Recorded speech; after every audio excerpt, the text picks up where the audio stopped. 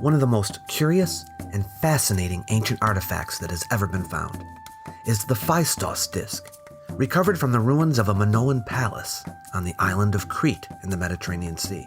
It measures from 15.8 to 16.5 centimeters in diameter and 1.6 to 2.1 centimeters in thickness. The variation in size suggests that it was handmade.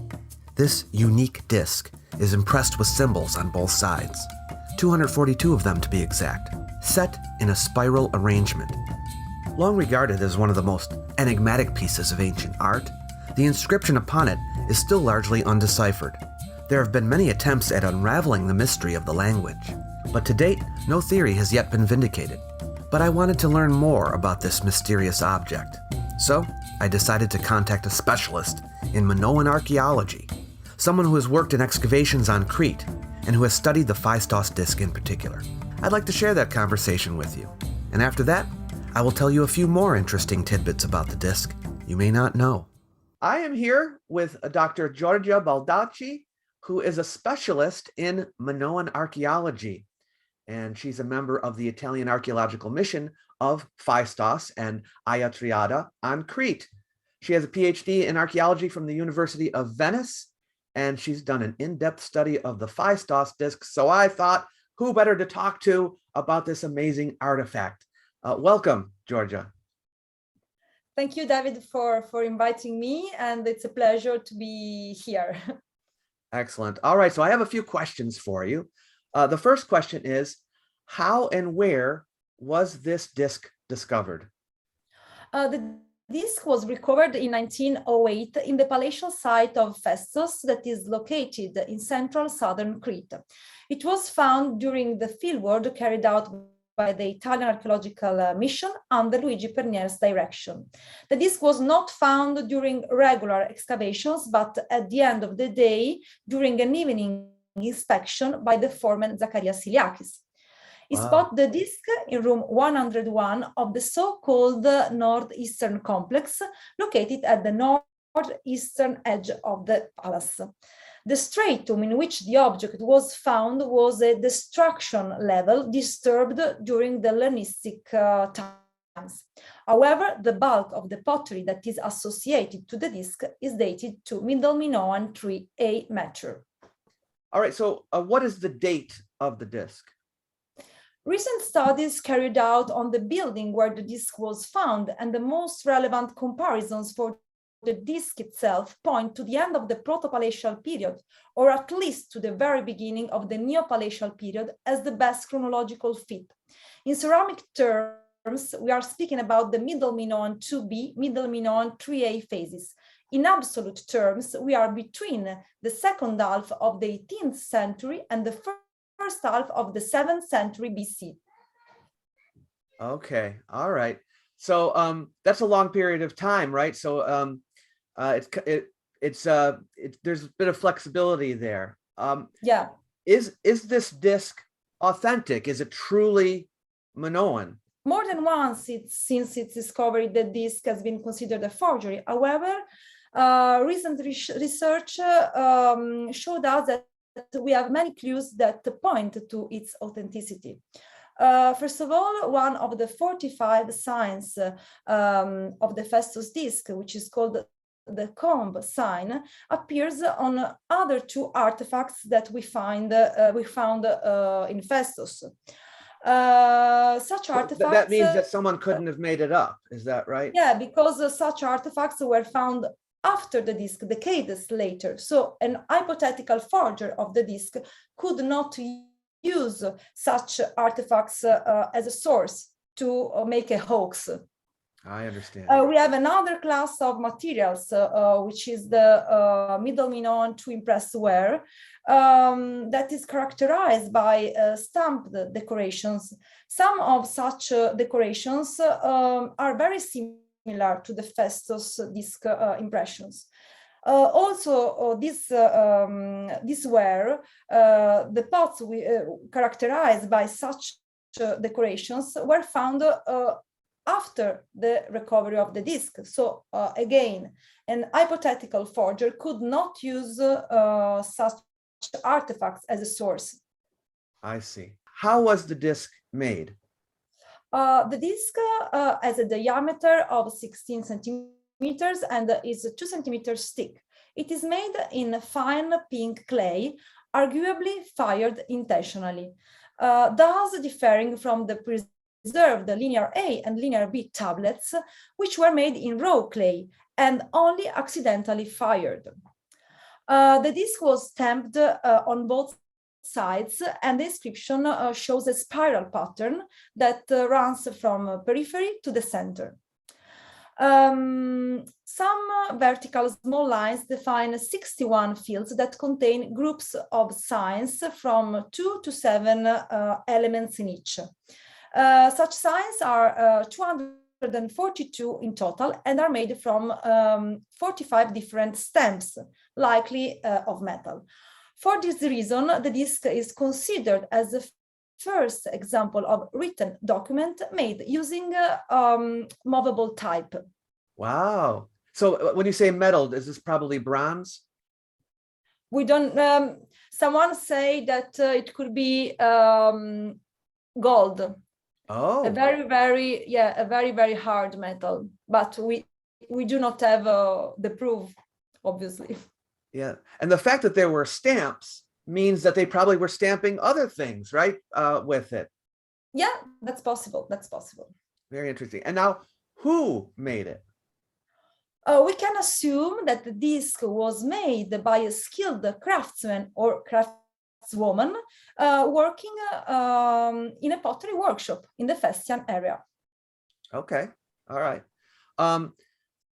Tell us a bit about the site of Phaistos. What is it like? What is there? Okay. Phaistos is the seat of what we conventionally call a Minoan palace, or as in a more neutral term, based on its architectural features, a court-centered building.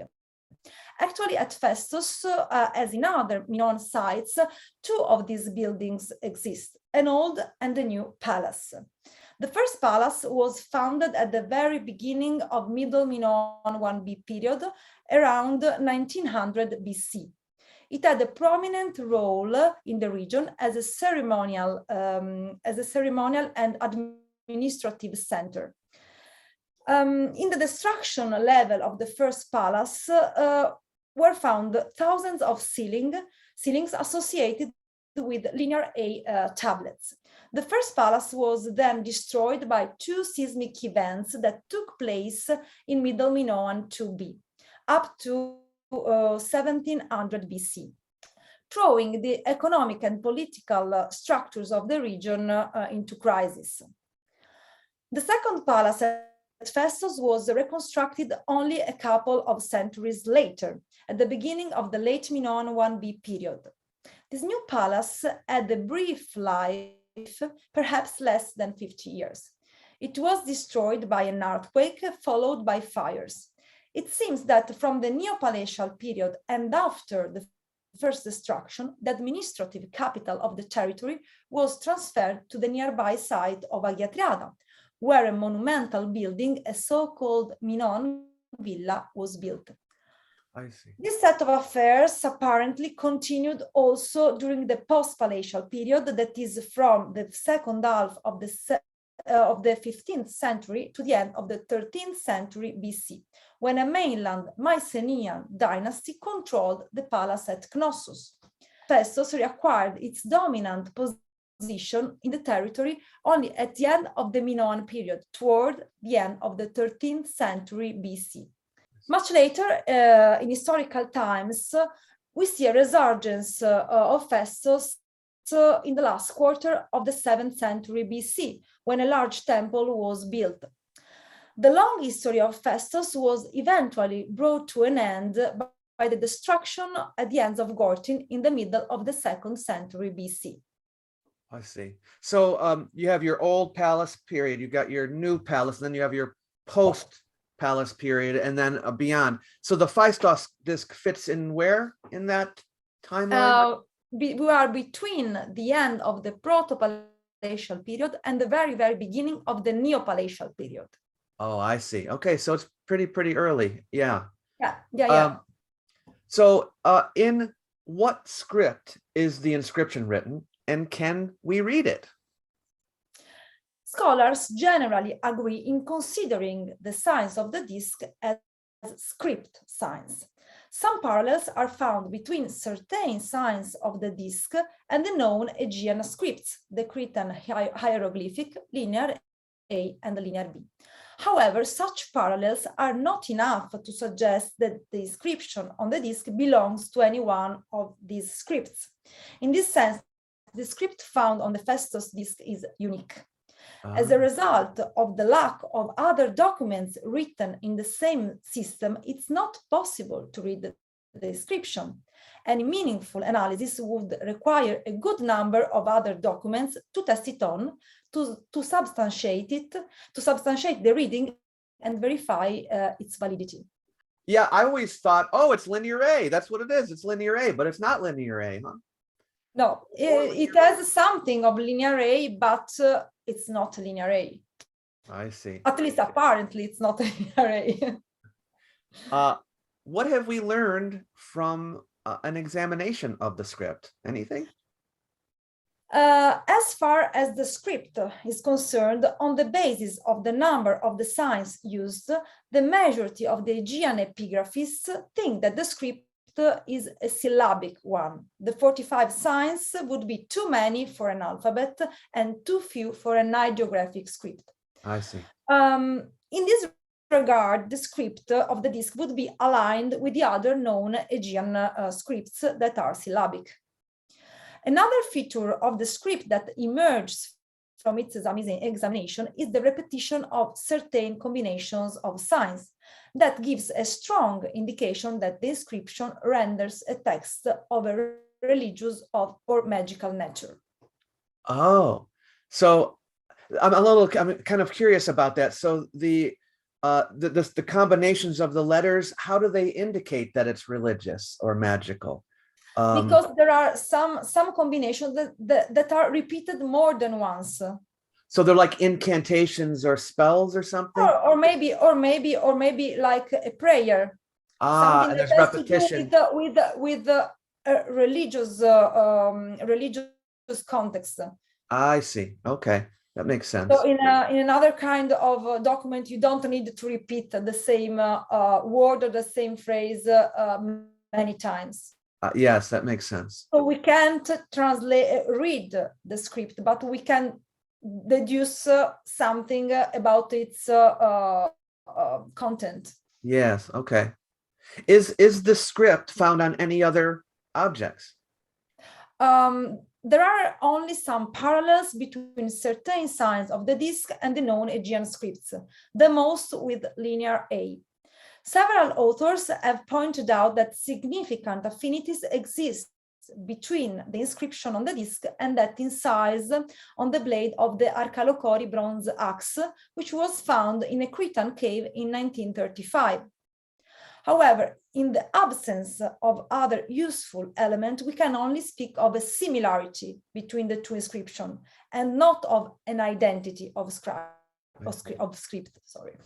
But do you think if someone ever deciphers linear A, would that help us to decipher the Phaistos disk?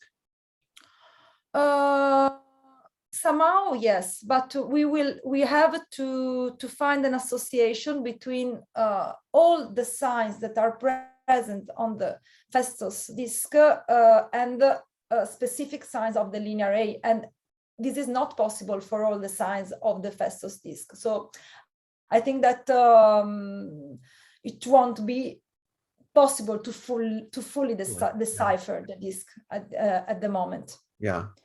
We would need more documents written in the same way. Can you give us a little bit of a background about the languages of this time and place? What were people speaking? Yeah. Three writing systems developed in Bronze Age Crete. The oldest one, that are the Cretan hieroglyphic and the linear A, appear from the Middle Minoan II period and were used to write a supposed Minoan language. As both the Cretan hieroglyphic and linear A remain undeciphered, this Minoan language is unknown and unclassified. So we can't say it definitely is Indo-European, and we can't say it's not Indo-European, right? Many scholars say that it's not Indo-European, but we cannot, at the present state of knowledge, we cannot state this.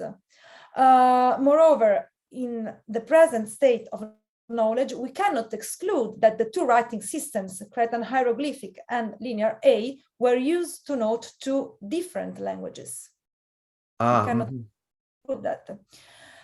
Linear B is the script that was used by the Mycenaeans, who took over much of Crete in the late Bronze Age. This last writing system is an adaptation of the older Linear A and has been deciphered 70 years ago, and we know that it shows a language that is an early form of Greek.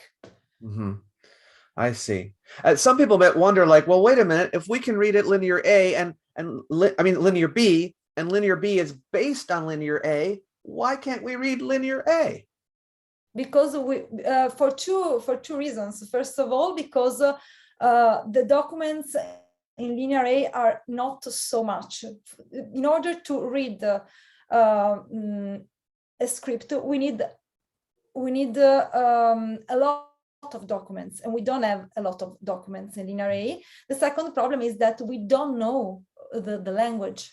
So yeah, even if you know the sounds, that you don't know what it means. Yeah, right? Maybe you don't, because Minoan epigraphists try to apply the phonetic value of the Linear B to Linear A, but there is always something that is lacking. So it's.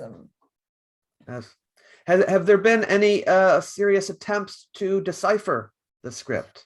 There have been many attempts. The disk attracts many enthusiasts of mysterious objects who have doubled in interpretations and decipherments, some of which are pseudo-scientific and at times quite esoteric. In the Wikipedia web page devoted to the Phaistos Disk, just to give an idea, there are listed 18 decipherment attempts in 6 different languages, plus some interpretations of the script as ideographic writing. The lack of other documents written in the same script at the moment does not allow one to decipher the document on a secure basis. I see, yes. Just for my audience who are interested in this type of thing, what is the difference between a pseudoscientific attempt at decipherment and a scientific attempt at decipherment? Pseudoscientific attempts does not make many comparisons and does not prove what the decipherment is saying. I see. I don't know if I am explaining. Yeah, so in other words, in order to prove it, you need would more need than the other documents in order to verify what, yes. Because I can translate the Phaistos Disk. I can do it, but no one can prove that it's true or false. So yes. That makes sense. Yeah. What was it for? What was the purpose of the disk? The disk is not a utilitarian object, nor an administrative document intended for an archive for a limited time span. The fact that the disk had been fired intentionally when taken together with the almost unique spiral layout structure of the inscription make it likely that this was an artifact intended for display. The repetition of certain combinations of signs, as I already mentioned, gives a strong indication that the inscription renders a text of a religious or magical nature. This is completely in line with the common opinion that linear inscriptions found on artifacts, not those on clay tablets, have some religious purpose. To conclude, we can be pretty sure that the inscription of the Phaistos Disk had a religious import. I see. Was it hung up on the wall or something like that? You said it was on display. No. We can suppose that in its original context, it was in display. but we found it in a destruction level. So we don't know which was its exact position. I see. In the Oh, room but there's material on both sides, right? Yeah. So I suppose you couldn't really hang it on the wall because then you couldn't see the other side. Yeah, but maybe you can put it in the center of a room, for example, Yes. with the support. Yes. All right. In the same way, now it's exposed in the Iraqi Museum. You can turn around the object. You can see it. Okay. Yeah. Yeah. I haven't yet had a chance to go look at it, but I want to. Okay. What can the disc tell us about the culture that made it? Yeah. The disc attests to the fact that between the end of the Proto-Palatial period and the beginning of the Neo-Palatial period, a special form of script, apparently different from that used in the same Festian context for administration, was used for a special artifact that had a religious meaning. It's another small clue as to how complex Minoan palatial society was in its heyday. I see. Well, thank you so much, Dr. Baldacci. That definitely fills us in and gives us a lot of great information about this Phaistos disc, which is just fascinating, and people just want to know everything they can about it. There are so many things that I learned here today that I think other people did as well. So thank you for joining me today. Thank you, David. Apart from the script of the Phaistos disc, there are 3 other known scripts from ancient Crete, the earliest being Cretan pictographic, then Linear A, then Linear B. Linear B is a syllabary, each sign representing a syllable, and has 90+ signs. It has been deciphered and is known to be a form of Greek. The language or languages of the other scripts are not known. There appears to be a relation between the 3 scripts, so it is standard practice among linguists to work back from Linear B in order to determine the sounds of Linear A and Cretan pictographic. Mind you, this doesn't mean they are all the same language, because a convenient script could be adopted and adapted by speakers of a different language. But this method has enabled linguists to determine most of the sounds for Linear A and a handful of signs in Cretan pictographic. The question is, what is the relationship of the script of the Phaistos disc to the rest of these? It doesn't appear to be in the direct line of succession, but an offshoot of some kind. Nevertheless, linguists seem to be in agreement about the sounds for about 8 of the signs. One of the more recent attempts at deciphering the inscription, which received some press, is that of Gareth Owens, a linguist and archaeologist from the Hellenic Mediterranean University. He claims to have figured out the phonetic values of 90% of the signs on the disc, and to be able to read about 50% of the disc. His assumption is that the language of the disc is a form of Indo-European. But other linguists are of the opinion that Owens' reconstruction is based on insecure identifications and leaps of logic. I can leave some more info on this below if you'd like to read up on it more. But Dr. Baldacci is certainly correct in saying that until we have more examples of the script to compare, any interpretation of it will be based on a considerable amount of speculation. We can only hope that more instances of the script are found. If you like this series and want me to make more artifact videos, please hit the thumbs up button. Until we meet again. You might like my little e-booklet, Why Ancient History Matters. It's designed to persuade people that the subject is important, even in the modern world. You might also wish to use it to help spread the word, so feel free to share it with someone you know. It's free for anyone who wants it. I've left a link in the description box below the video for you to grab a copy. Catch you later.